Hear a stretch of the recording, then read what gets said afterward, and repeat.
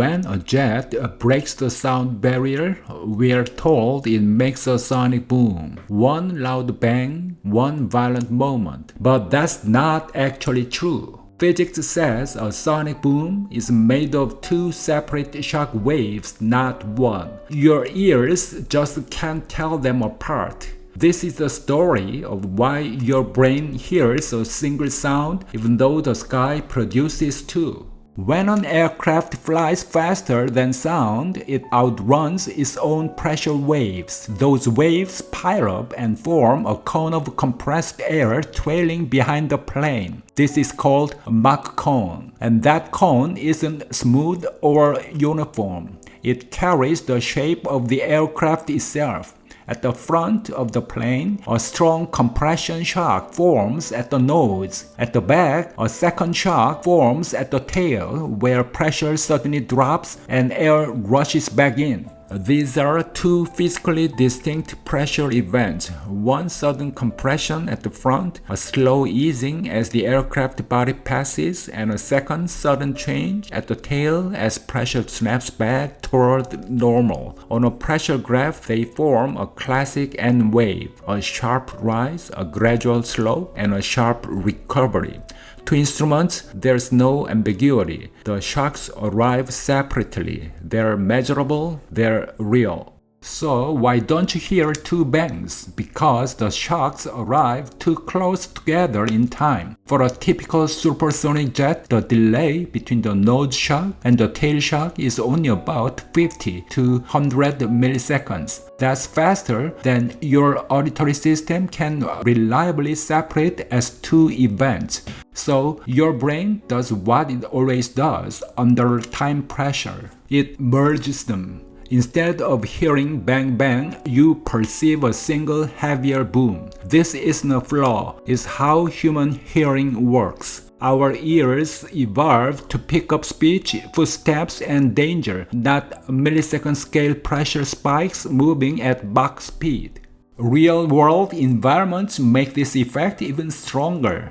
The shock waves don't reach you cleanly. They bend through turbulent air. They reflect off buildings and terrain. They mix with echoes and background noise. All of that smears the signal. By the time it reaches your ears, whatever separation existed between the two shocks is mostly gone. Culture reinforces the illusion too. We talk about the sonic boom. Movies play one explosive sound. Pilots use the singular form. So your brain expects one event, and that's exactly what it hears. Sonic booms are just one example of a broader pattern. We constantly compress complex physical processes into simple sensations. Lightning feels like one flash, even though it involves multiple return strokes. Earthquakes feel like one jolt, even though different waves arrive at different times. Our senses are summary systems. They trade precision for speed. They give us what's useful, not what's complete. This distinction isn't just academic. As commercial supersonic flight returns, engineers aren't trying to eliminate sonic booms. That's impossible. Instead, they're trying to reshape them. By carefully designing aircraft, engineers can spread those two shock waves out in time or soften them so the sharp N wave becomes a gentler pressure change. The goal isn't silence, it's a dull thump or something barely noticeable at all. A sonic boom feels like a single violent event, but in reality, it's a compressed story. Two separate shock waves collapsed by speed, distance, and human perception into one sound. Your ears didn't fail. They did exactly what they were designed to do.